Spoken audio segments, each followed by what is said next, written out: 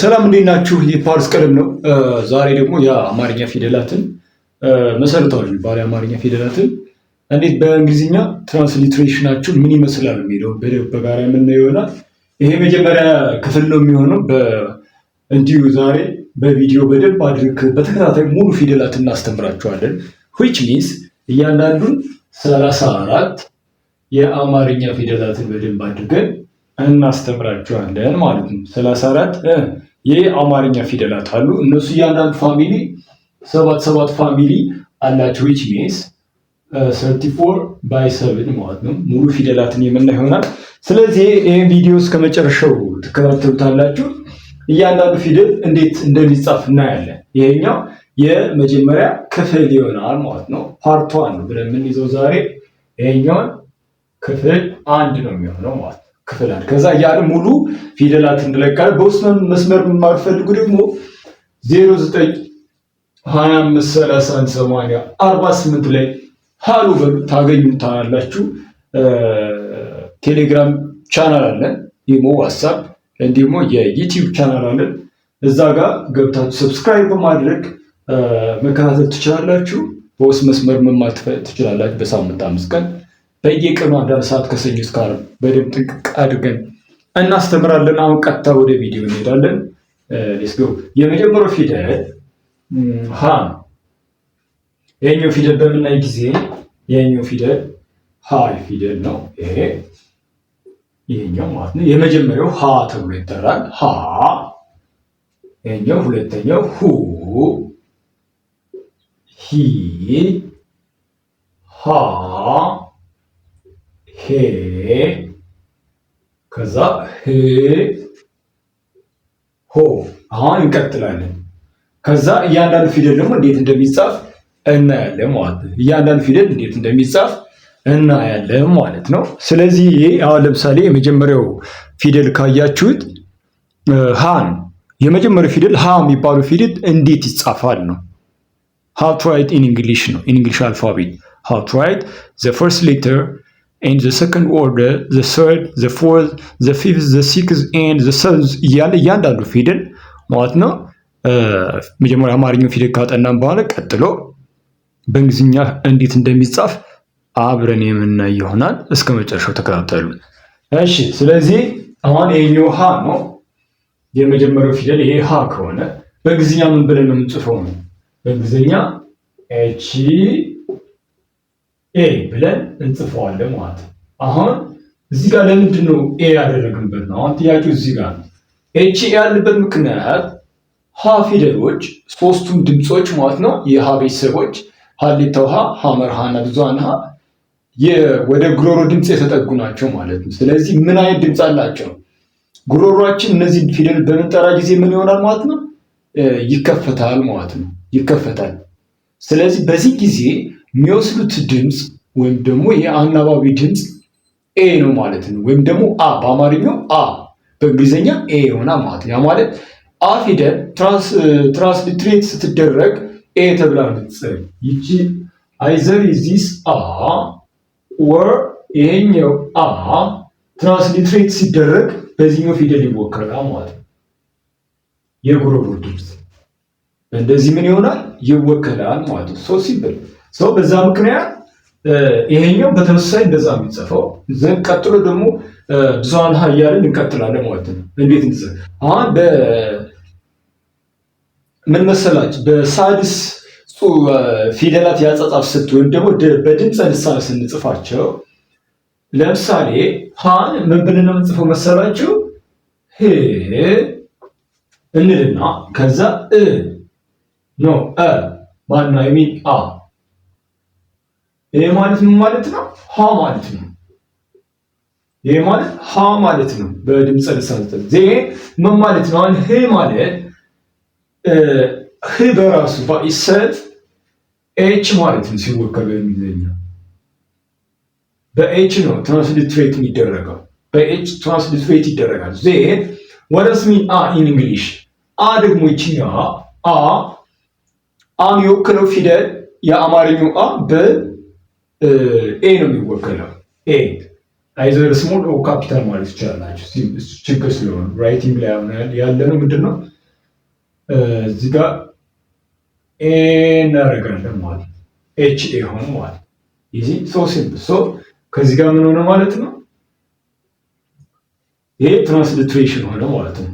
የሃ ትራንስሊትሬሽን ኤች ኤ ነው ማለት ነው። ሶ ሲምፕል ሶ ሲምፕል። ከዛ ሁለተኛው ይሄኛው አንደኛው ነው።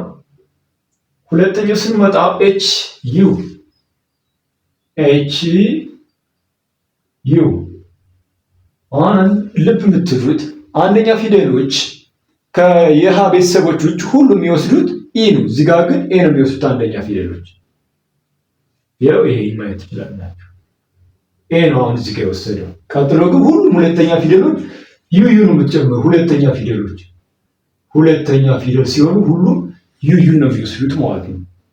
ከዛ ሶስተኛ ሲሆንስ አይ፣ ሶስተኛ ሲሆን አራተኛ ሲሆንስ ኤ፣ አራተኛ አምስተኛ ሲሆንስ አይ ኢ ኦር ኢ፣ ይሄ ዘ ፊፍዝ ዋን ነው። ስድስተኛ ሲሆን መዝለጥ ትችላላችሁ። ሶ ሲምፕል። ግን ብዙ ጊዜ ስድስተኛ ስሞች ስንጽፍ ሳልስ ድምጾች መጀመሪያ ላይ ብዙ ጊዜ አይን እንወስዳለን። ብዙ ጊዜ የሚጠብቁ ከሆኑ ስትረስ ሲሆኑ ብዙ ጊዜ አይን እንወስዳለን። ከዛ ሰባተኛ ሲሆንስ ይሄን ስድስተኛ እናድርግና ሰባተኛ ድምፅ በሚሆንበት ጊዜ ኦ ነው የሚወስዱት። ዘ ሰቨንዝ ወይም ሰባተኛ ኦርደሩ ኦን ይወስዳሉ ማለት በዚህ ምሳሌ መጻፍ ነው። እሺ ስለዚህ የመጀመሪያው ሁ ማን ሁለተኛው ማለት ነው ሁ የሚወስደው ፊደል ዩ ነው። እዚህ ጋር ያለው ማለት ትችላላችሁ። ያው እዚህ ጋር ዩ። ስለዚህ ኤች ዩ ብለን እንጽፋለን። ዜን ሶስተኛው ማን ነው? ሂ ነው። ሶስተኛ ፊደል ማን ነው የሚወስድ ብለናል? አይ። ስለዚህ ኤች አይ ብለን እንጽፈዋለን ማለት ነው። ሶ ሲምፕል ኤች አይ። ለምሳሌ ሂደት ስንል ሂክማ ስንል ሂክማ ስንል ለምሳሌ ሂክማ ያው ኤች አይ ኬ ኤም ኤ። ስለዚህ ሂ ምትለው ኤች አይ ሚ ሶስተኛ ፊደል ሂ ምትለው አን በቀላሉ ጻፍ ነው ማለት ነው። ሶ ሲምፕል። ከዛ አራተኛ ድምጾች ይመጣ። አራተኛ ድምጾች እዚህ ጋር ማንን ይወስዳሉ ብለናል? ኤ ነው የሚወስዱት። ሲምፕል። ስለዚህ ኤች ኤ። ለምን እዚህ ጋር ጉሮሯችን ስለሚከፈት አራተኛ ድምጻችን ላይ አ ሚል ድምጽ አለ ማለት ነው። አናባቢው አማርኛ ፊደሉ አናባቢ አራተኛ ፊደል በድምጽ ልሳን ስናስቀምጣቸው አናባቢ የሚሆነው ምንድነው? እንግዲህ በአናባቢ ስንገልጻቸው ስንጽፋቸው አማርኛ ፊደላት ሁሉም ወደ ስድስተኛ ፊደል ይቀየራሉ ማለት ነው። ወደ ስድስተኛ ፊደል በሚቀየሩ ጊዜ የአራተኛ ፊደል አናባቢ የሚሆነው የአማርኛ ፊደል አ ነው። አ ደግሞ የሚወከለው ወይም ትራንስሊትሬት የሚደረገው በማን ነው? በኤ ነው ማለት ሰው አራተኛ ፊደሎች ኤ ይወስዳሉ። ያ ማለት ሀ ይሄኛው ኤች ኤ ብለን እንጽፈዋለን ማለት ነው። እሺ ከዛ ቀጥሎ ያለው ፊደል ደግሞ ምንድን ነው የሚሆነው? አምስተኛ ፊደሎች ነው። አምስተኛ ፊደል ላይ ኖርማል ታይፒንግ ላይ የታይፒንግ ህግ ከሆነ አምስተኛ ፊደሎች አሁን እዚህ አይ ኦር ኢ ነው አይደል ያልኳችሁ። ስለዚህ አምስተኛ ፊደሎች ላይ እዚህ ጋር ስንመጣ ኤች አይ ኢ ኦር ኤች ኢ አድርገን እንጽፋለን። ምክንያቱም አሁን ለምንድን ነው በኤች አይ የሚያገረው? እዚህ ጋር ኮምፒውተር ኪቦርድ ላይ ስትጽፉ አምስተኛ ፊደሎችን ለመጻፍ ኮምፒውተር ኪቦርድ ላይ በምትጽፉ ጊዜ ኤች ታረጋላችሁ። ዜን ኖርማል ማለት ሽፍት ሳትጫኑ ኤች ትጫናላችሁ። ከዛ አይ ኢ ታይፕ በፍጥነት ማለት አይ ኢ ስትጫኑ ምንድነው የሚሆነው? ሄ ነው የሚሆነው ማለት ሄ ዲስፕሌይ የሚሆነው ማን ማለት ሞኒተራችሁ ላይ ሄ ነው ዲስፕሌይ የሚሆነው ማለት ነው። ኢንፑት ሜትር ስላለው እዛ ጋር ስዊች ማድረግ መጀመሪያ ከመጻፋችሁ በፊት ስዊች ያሉ ኢንፑት የአማርኛ ኢንፑት ሜትር ስላለው ስዊች ታረጉታላችሁ ወደ ዊንዶው 11 ላይ ምናምን አሁን ኒው ቨርዥኖች ላይ ኒው ቨርዥን ዊንዶውስ ላይ ስላለ ማለት ሲምፕል ነው። ስለዚህ ኮምፒውተር ታይፕ በምታረጉ ጊዜ ኤች አይ ኢ ነው የምትጽፉት። ኖርማል ስሞች ስትጽፉ ግን ኔሚንግ ላይ ኤች ኢ ነው የምትጽፉት። እሺ ኤች ኢ ማለት ነው። ለምሳሌ ሄለን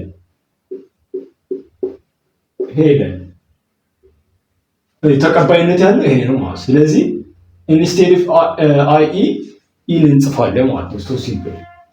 ሶ ሲምፕል ማለት ነው። ኦልራይት እሺ፣ ቀጥሎ ማነው የምንጽፈው? ስድስተኛ ፊደሎች ሳድስ ድምጾች ስለሆኑ ራሳችን ኮምፒውተር ላይ ስትጽፉ ታይፕ ስታደርጉ ራሱን ነው የምትጽፉት። ሲምፕል ራሱ ፊደሉ ራሱ ማለት የምትጽፉት ራሱን ኤችን ስትጫኑ ህን ይጽፍላችኋል ማለት ነው። ከዛ ስሞች ግን አሁን ብዙ ጊዜ ስድስተኛ ድምጾች ብዙ ጊዜ አይታችሁ ከሆነ በጣም ስትረስድ ሲሆኑ አይን ይወስዳሉ። ስድስተኛ ድምጽ ለምሳሌ ግርማ አሁን ይቺ ጂ ስድስተኛ ድምጽ ብቻ ምንድነው ብለን የምንጽፈው እንግሊዝኛ ጂ አይ አር ኤም ኤ በጣም የወጣ ድምጽ ነው። በደንብ የሚሰማ ድምጽ ሲሆን አይን እንወስዳለን። ኦልሞስት ኦል አብዛኛው ምንድነው የሚሰሙ ድምጾች ናቸው። የመጀመሪያ ፊደል ወሳኝ ናቸው። ምናልባት ግን በጣም ስላይት እየቀነሰ የሚሄድ መጨረሻ አካባቢ ያሉ ድምጾች ሊሆኑ ይችላሉ። እየቀነሱ የሚሄዱ ድምጾች መጨረሻው አካባቢ ነው። ግርማ ስንል ግዴታ የመጀመሪያው ፊደል ዘሞ ፎከስድ ፊደል ስለሆነ ሁሌም ሳድስ ፊደላት መጀመሪያ ሲመጡ አይን እናስገባለን ማለት ነው። ለዛ ነው ትዕግስት፣ ግርማ ምናምን እያለ ስንል በስድስተኛ ድምጽ የሚጀምሩ ፊደላትን አይን እናስገባው ለዛ ነው ማለት ነው። ስለዚህ እዚህ ጋር ለመጻፍ እንደዛ እንጠቀማለን ማለት ነው። እሺ ስለዚህ በኤች ይወከላል ማለት ነው። በኤች ወይም ደግሞ ኤች አይ መጀመሪያ ስሞች ስንጽፍ ግን ይሄ አያስፈልግም። አይ ስሞች ከጻፍን ከሆነ መጀመሪያ ላይ ከሆነ የሚያስፈልገው አይ እዚህ ጋር መጨመር እንችላለን ማለት ነው። ቀጥሎ ሰባተኛ ፊደል በሰባተኛ ፊደል ሁሌም ኦን ይወስዳሉ። ምንድን ነው የምታደርጉት? ለምሳሌ ሆ ምንድን ነው ብላችሁ ሆ የአማርኛ ፊደል ለምሳሌ ሆለታ ብላችሁ ጽፉ ኤች ኦ ሊሟት ነው ሆ። አሁን ይሄን በድምፅ እርሰን ጻፈው ህ ኦ ያ ማለት ህ ማለት በኤች ነው አሰሚ ሙሉ የሀዘሮች በኤች ነው አሰሚ የሚደረጉ ሲምፕል ነው። እናንተ ምንድነው አናባቢው ላይ በቃ ፎከስ ማድረግ አለባችሁ። በየትኛው እንግሊዝኛ ፊደል እያንዳንዱ ለምሳሌ ይሄ በአንድ ቤተሰብ ይወክላል። ለምሳሌ በኤች ይህ የለቤተሰብ በኤል ነው የሚጀምረው። ይህ ሀመራ በኤች ነው የሚጀምረው። የመቤተሰብ በማን የሚጀምረው? በኤም። ከዛ በኋላ ምንድነው ስራችሁ የሚሆነው? አናባቢዎቹ ብቻ ነው። አንደኛ ፊደል፣ ሁለተኛ፣ 3፣ 4፣ 5 ከዛ 6፣ 7 እያለ ስንት የትኛው ቫውል ነው የሚወስደው ነው። ከዛ በኋላ እንጫወት እንጂ ቀላል እያንዳንዱ ፊደል ድምፁም ተቀራራቢ ስለሆነ ለምሳሌ ለ ስንል እና ኤል ስንል ኦልሞስት ተቀራራቢ ድምፅ ስላላቸው ፊደሉን መለየት ብቻ ነው ከእናንተ የሚጠበቅባችሁ።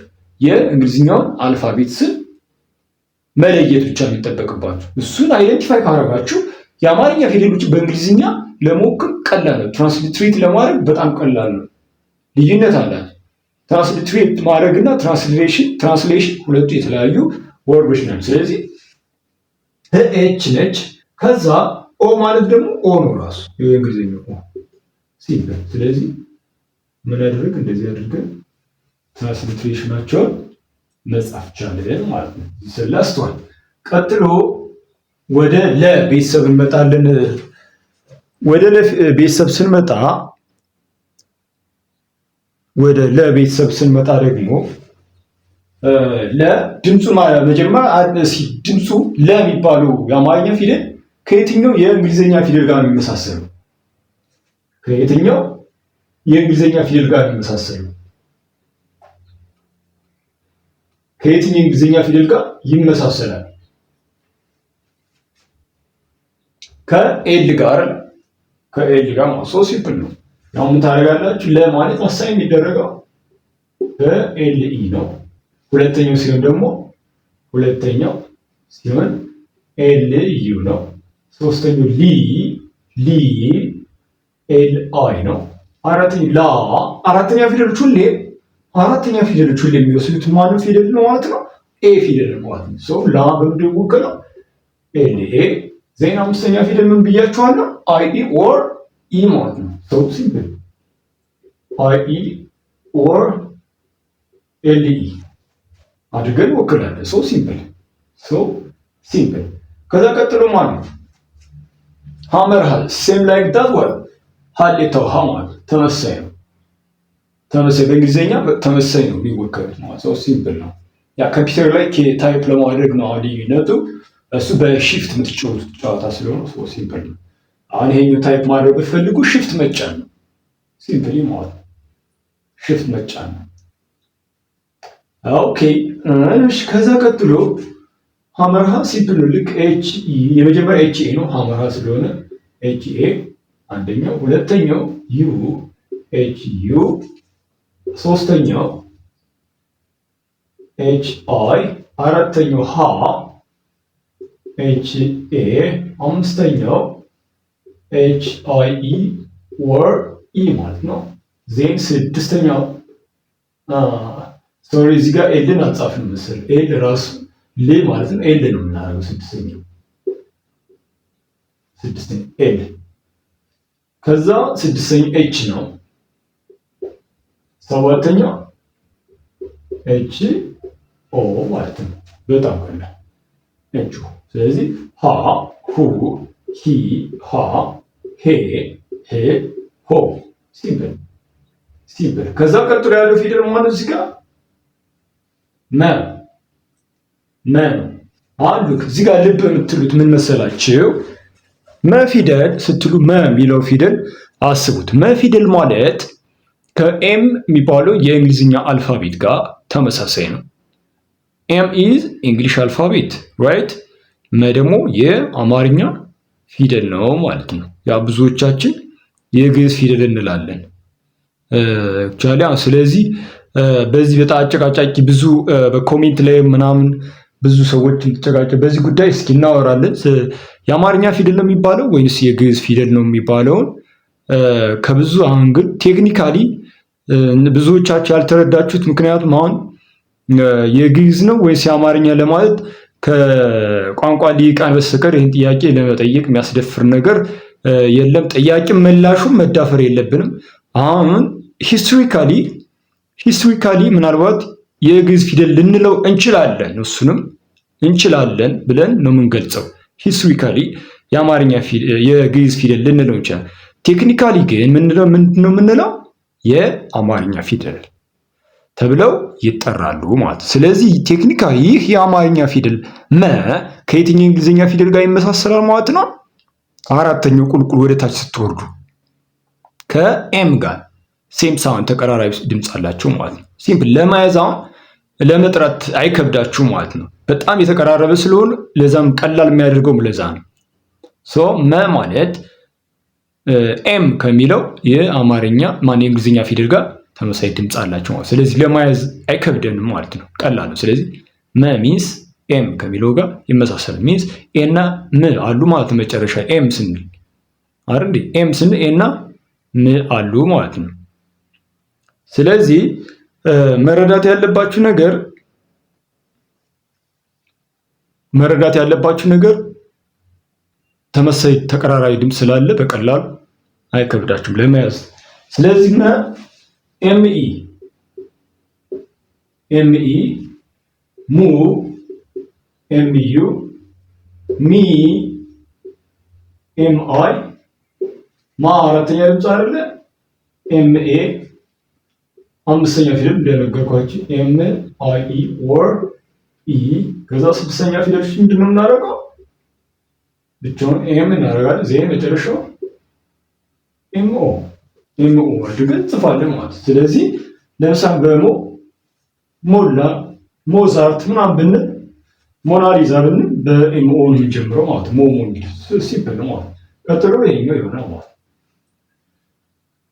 ንጉሱ ሰ ማለት ነው። ንጉሱ ሰ ከሳብስ ጋር ተመሳሳይ ትራንስሊትሬሽናቸው ተመሳሳይ ነው የሚለው ከሁለቱ ሰ ተመሳሳይ ነው። ተመሳሳይ ድምፅ ያላቸው አማርኛ ፊደሎች በተመሳሳይ እንግሊዝኛ ፊደል የሚወከል ሰው ሲምፕል። ስለዚህ እና በአንድ ላይ ማስኬድ ነው ሁለቱ ማለት ነው።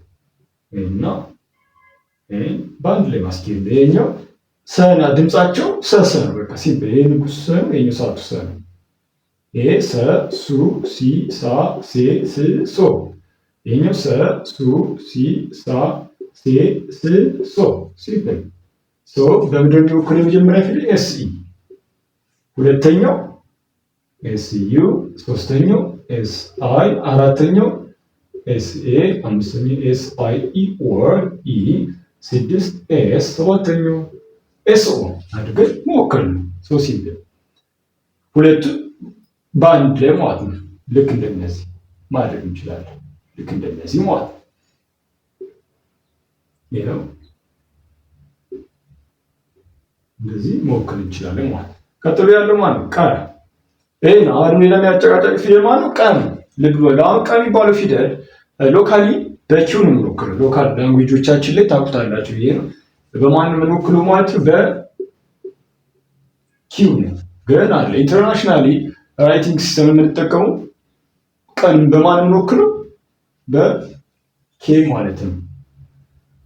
በኬ ቋንቋ ለምሳሌ በኦሮምኛ ከሆነ ቋንቋው ላይ ነው። ሎካሊ ስላችሁ ቋንቋው ላይ ከሆነ የምትጠቀሙ ቀን በኪውኢ ነው የምትወክሉት ማለት ነው። አሁን ግን እዚህ ጋር ኢንተርናሽናል ኔም ላይ የምንጠቀመው ኬኢ ስለሆነ ኬኢ ብለን ነው የምንጀምረው። የመጀመሪያው ቀ ኬኢ፣ ቁ ሁለተኛ ፊደል እንዳልኳችሁ ምን ይወስዳሉ? ዩ። ከዛ ሶስተኛው ኬ አይ፣ አራተኛ ፊደሉ እንዳልኳችሁ ኤ ነው የሚወስዱት። ኤ አምስተኛ ፊደሎች ኬ አይ ኢ ኦር ኢ። ከዛ ይሄኛው ስድስተኛው ኬ፣ ሰባተኛው ማን ነው? ኬ ኦ። ሰባተኛ ድምጾች ማን ይወስዳሉ ብለናል? ኦን ስለሚወስዱ ማለት ነው። ኦስ አሁን እዚህ ጋር ደግሞ የሚወከለው በማን ነው? በኢ ነው። ከዛ ለምን እንደሆነ እነግራቸዋለሁ። ከሀ በስተቀር ሁሉም የሚለው በድምፅ ልሳን አማርኛ ፊደሎች በምንጽፍ ጊዜ አናባቢያቸው ነው የሚሆነው ማለት ነው። ስቶ የሚወከለው በማን ነው? በኢ ነው ማለት። ለዛ ለምሳሌ ለ ስንል ለ ምን ብለን እንጽፈው? ል አይደለ? ል ነው የምንለው። ል ማለት ከአማርኛ የሚወክለው የእንግሊዝኛ ፊደል በየትኛው ነው? በኤል ነው። ማለት በኢ ነው። ለማለት ይሄ ነው ማለት ነው። ኤልኢ ማለት ለማለት እንደዚህ ነው ማለት ነው። ሶ ሲምፕል። የዛሬ ከክፍል 1 የአማርኛ ፊደላትን በእንግሊዝኛ እንዴት ትራንስሊትሬት ይደረጋሉ የሚለው ክፍል 1 የነሳ ቀጣይ ደግሞ ክፍል 2 ይዘን እንመጣለን። ለዛሬ እስከመጨረሻው ቪዲዮ ስላያችሁት እናመሰግናለን። በውስጥ መስመር መማር ፈልጉ ነው በ0925318048 ኢሞ፣ ዋትስአፕ፣ ቴሌግራም ላይ እንዲሁም ደግሞ ዩቲዩብ ቻናል እሱን ሰብስክራይብ እያደረጋችሁ ከኛ ጋር መሆን ትችላላችሁ። በሳምንት 5 ቀን ጥንቅቅ አድርገን እናስተምራለን። ለዛሬ በቃናል። ባባይ